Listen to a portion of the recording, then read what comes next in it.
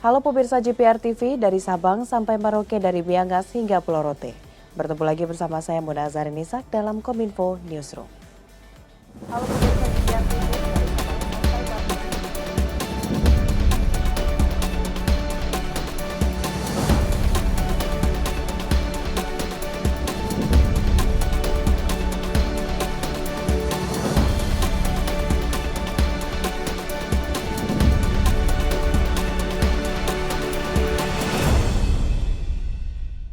Pemirsa, kita ke informasi pertama terkait merebaknya wabah penyakit mulut dan kuku pada hewan ternak. Pemerintah akan memberikan ganti rugi kepada peternak sapi yang terkena penyakit PMK. Adapun nilai ganti rugi yang diberikan mencapai 10 juta rupiah per ekor sapi. Menko Perekonomian RI Airlangga Hartarto melalui keterangan pers menyatakan bahwa Presiden Joko Widodo telah menyetujui pembentukan Satgas Penanganan Penyakit Mulut dan Kuku pada Hewan. Satgas tersebut akan diketuai oleh Kepala BNPB Suharyanto.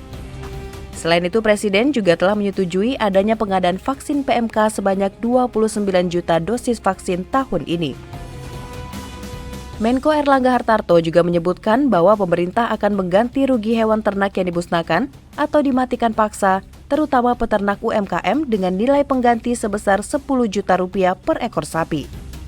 Selanjutnya terkait dengan pergantian, terutama terhadap hewan yang dimusnahkan ataupun dimatikan paksa, pemerintah akan menyiapkan ganti, terutama untuk peternak UMKM itu sebesar 10 juta rupiah per sapi. Kepala BNPB Suharyanto menyebutkan tim Satgas akan segera melaksanakan rapat koordinasi dan turun ke daerah yang berstatus zona merah dan meminta kerjasama dari daerah agar penyakit mulut dan kuku pada hewan ini dapat segera teratasi. Data terbaru yang disampaikan Menko Airlangga, saat ini ada sebanyak 1.765 kecamatan yang berstatus zona merah. Sementara itu pemirsa, jelang Hari Raya Idul Adha, Menteri Agama Yakut Khalil Qomas akan berkoordinasi dengan Ormas Islam untuk menerbitkan fatwa kurban di masa wabah penyakit kuku dan mulut.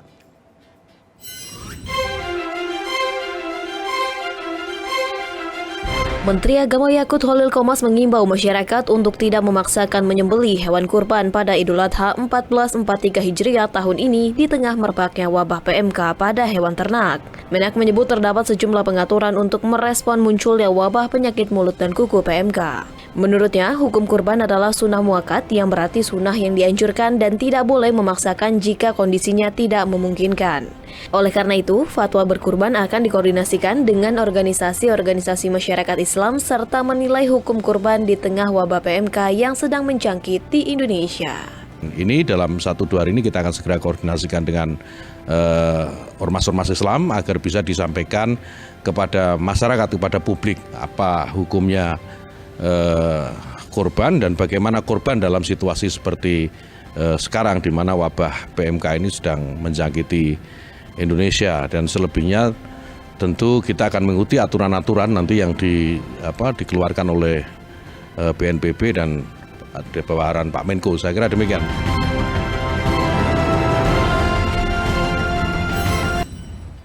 Di kesempatan yang sama, pemerintah telah membentuk Satuan Tugas Penanganan Penyakit Mulut dan Kuku. Langkah ini untuk menanggulangi PMK yang tengah secara luas menyerang hewan ternak di Indonesia.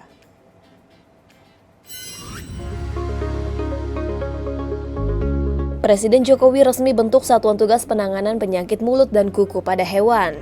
Hal ini merupakan salah satu keputusan rapat internal yang dipimpin Presiden Jokowi saat membahas penanganan penyakit mulut dan kuku di Istana Kepresidenan Bogor, Jawa Barat.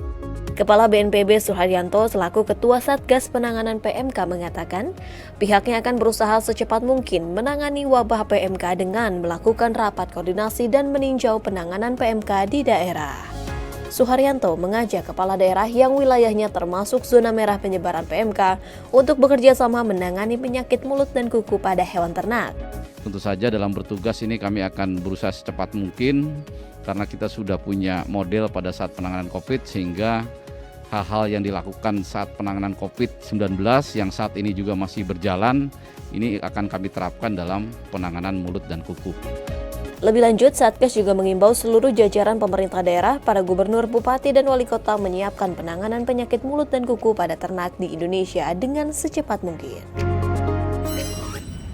Pemirsa, sejak diluncurkannya gerakan Bangga Buatan Indonesia oleh Presiden pada 14 Mei 2020, Kementerian Perindustrian terus melakukan berbagai pengembangan industri kecil menengah melalui program E-Smart IKM.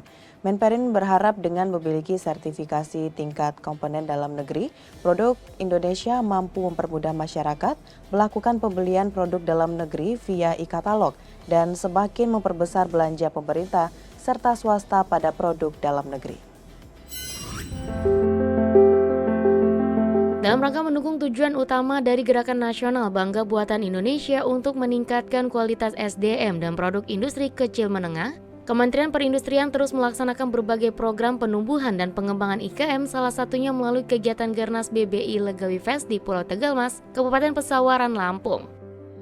Adapun 3 tujuan utama dari Gernas BBI tersebut yaitu meningkatkan jumlah industri kecil dan menengah, pendampingan wirausaha industri dan peningkatan transaksi penjualan IKM. Menteri Perindustrian Agus Gumiwang Kartasasmita mengungkapkan bahwa Kemenparin secara konsisten memberdayakan para pelaku IKM melalui program E-Smart IKM, di mana program tersebut telah berjalan sejak tahun 2017 dan telah melatih 22.515 pelaku IKM di seluruh Indonesia. Selain itu, Kemenperin juga aktif melakukan program P3DN dalam bentuk sosialisasi dan sertifikasi tingkat komponen dalam negeri, yang hingga 10 Juni 2022 telah menerbitkan sebanyak 934 sertifikat untuk 1.180 produk dari target 1.250 sertifikat TKDN. Menperin berharap dengan semakin banyak produk Indonesia ber-TKDN, maka mampu mempermudah masyarakat untuk melakukan pembelian produk dalam negeri via e-katalog, dan semakin besar pula belanja yang dilakukan pemerintah serta swasta pada produk dalam negeri. Adapun tiga tujuan utama diselenggarakannya program Gerakan Nasional BBI Legawi Fest ini, yaitu yang pertama tentu meningkatkan jumlah industri kecil dan menengah untuk onboarding, dan yang kedua pendampingan wirausaha industri, dan yang ketiga peningkatan transaksi penjualan industri kecil dan menengah. Pada hari ini juga telah dilakukan penyerahan secara simbolis fasilitasi Kementerian Perindustrian kepada para pelaku IKM yang meliputi sertifikasi halal, pendaftaran merek IKM, sertifikasi tingkat komponen dalam negeri atau TKDN, desain kemasan dan cetak kemasan, dan lain-lain sebagainya. Melalui berbagai program penumbuhan dan pengembangan IKM, kami di Kementerian Perindustrian senantiasa melaksanakan berbagai kegiatan untuk meningkatkan kualitas SDM dan kualitas produk-produk IKM.